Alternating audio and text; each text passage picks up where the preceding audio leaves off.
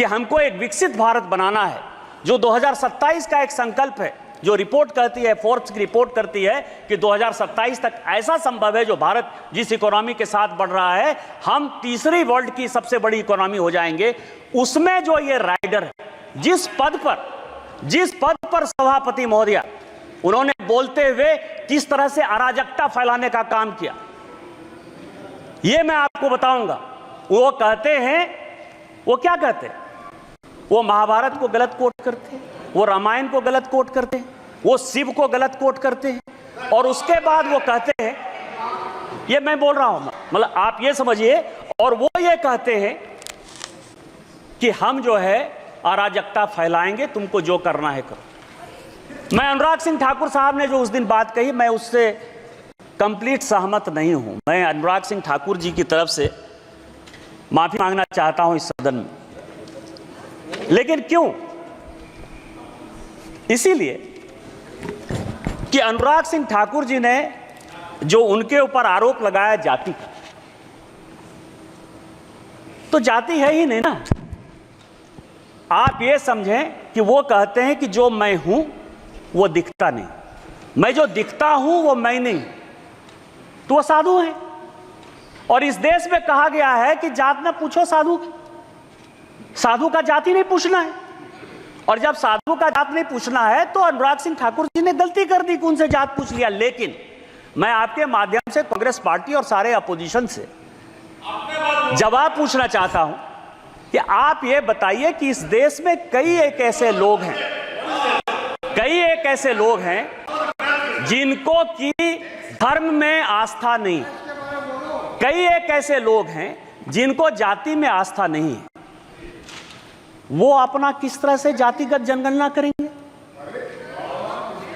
जिस पद पर राम सुभग सिंह, चरण सिंह, जगजीवन राम, अटल बिहारी वाजपेयी, इस तरह के बड़े बड़े लोग रहे, जिस जगह पर शरद पवार जैसे लोग रहे, वाई चौहान जैसे लोग रहे, उस जगह की गरिमा का क्या हरासमेंट कर रहे हैं इस बजट में अराजकता फैला के, इस बजट का नकारात्मक पहलू दिखा करके। आप जातिगत जनगणना की बात करते हैं, इसी बजट में जाता है, यही टैक्स है, इसी टैक्स के आधार पर जाता है। और मैं स्पीकर महोदया, अध्यक्ष महोदया, आज मैं बहुत कुछ चीज लेकर आया हूं। मैं 1952 से लेकर 1990 तक का कांग्रेस का मैनिफेस्टो लेकर आया हूं।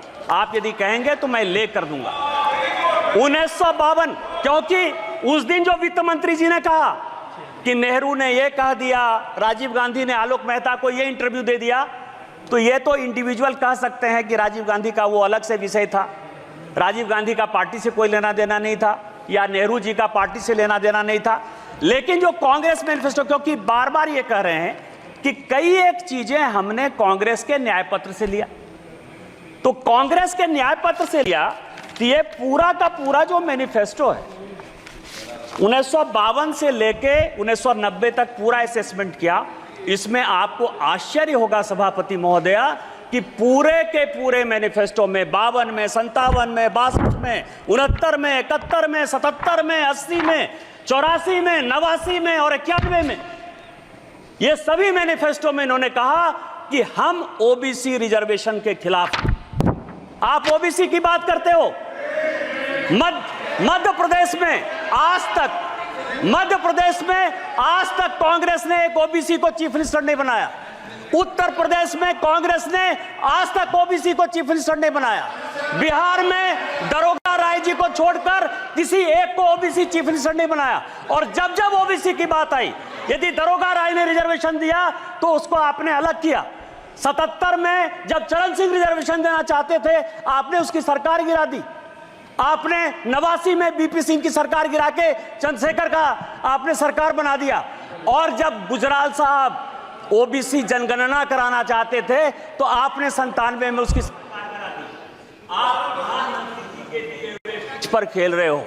आज इस देश का प्रधानमंत्री पिछड़ा है, चाय वाला है, बैकवर्ड है। और यदि वो ओबीसी सुरक्षा की बात करता है और जिस दिन वो एक बार ओबीसी सरकार की बात करता है तो आप ओबीसी करते हो। इसीलिए कांग्रेस का कोई मुंह नहीं है ओबीसी के बारे में। और प्रधानमंत्री जी ने जो एजेंडा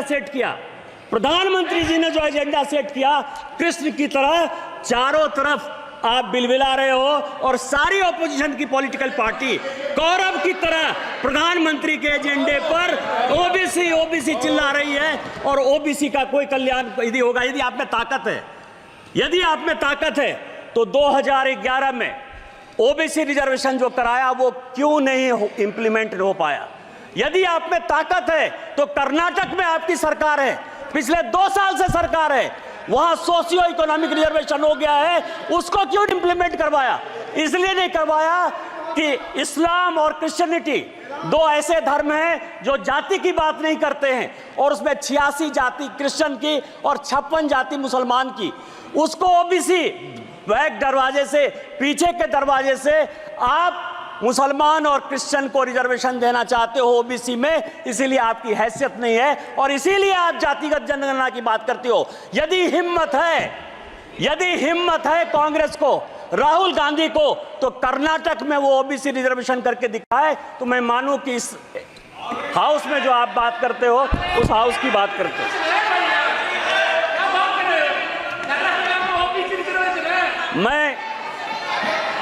मैं कांग्रेस का बहुत सम्मान करता हूं, गांधी फैमिली का है भी सर। यदि मान लीजिए कि भारत का बंटवारा हो गया, नेहरू जी की देन है। तिब्बत से यदि हम जूझ रहे हैं, नेहरू जी की देन है। यदि चाइना हमारे पास आ गया, नेहरू जी की देन है। आप ये समझिए एस्मा यदि आ गया 68 में, यदि ओबीसी रिजर्वेशन के लिए सरकारी अधिकारी आंदोलन करना चाहते थे तो इसेंशियल सर्विस मेंटेनेंस एक्ट जो है आपने ले आया, इमरजेंसी आप लेके आए, ऑपरेशन ब्लू स्टार आप लेके चले आए, श्रीलंका में पीस कीपिंग फोर्स आपने भेज दिया, 2G 4G 3G सब आपने कर दिया। इसीलिए मैं आपके गांधी फैमिली का बड़ा सम्मान करता हूं। इसीलिए बजट में आपने जो बोला वो मेरे लिए बड़ा अच्छा है। दूसरा सवाल ये है सर, इस बजट में सभापति महोदया, इस बजट में एक एंजल टैक्स जो है, हमने एंजल टैक्स खत्म किया 56(2). सभापति महोदया, ये सभापति महोदया 2012 में प्रणब मुखर्जी साहब ने एंजल टैक्स लगाया 56(2) 2012 में, और उसका कारण था, होता क्या था कि प्रणब बाबू और चिदंबरम के बीच में इतनी लड़ाई थी कि आप समझें कि वित्त मंत्री के ऑफिस और घर में बगिंग हो रहा था, बगिंग हो रहा था। वित्त मंत्री के ऑफिस में माने नहीं सकते, बजट पर चर्चा करिए। और इस चक्कर में ज्यादा बढ़िया बनने के चक्कर में, जितना बढ़िया बनने के चक्कर में उन्होंने एंजल टैक्स लगा दिया।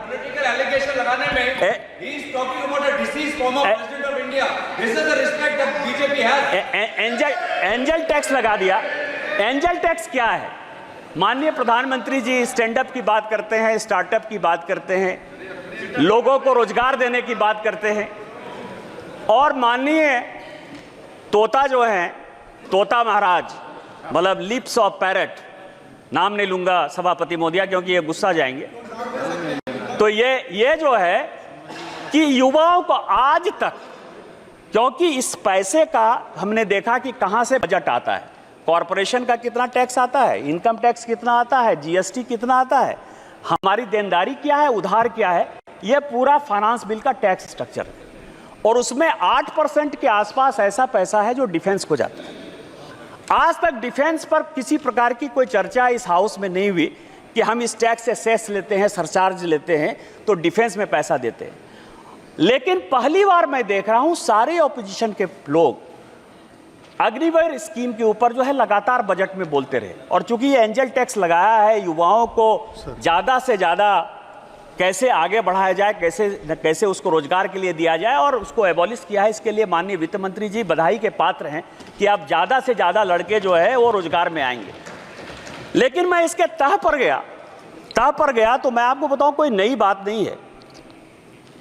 सभापति महोदया, 1962 में जब चीन ने भारत को हरा दिया और लगा कि फोर्स की कमी है, तो भारत में 1962-63 में नेहरू जी ने शॉर्ट सर्विस कमीशन लाया। ऐसा नहीं है कि केवल फौज के लिए जो है अभी 5 साल का अग्निवीर स्कीम आया है, इसके पहले भी इस देश में 1962 में शॉर्ट सर्विस कमीशन आ गया।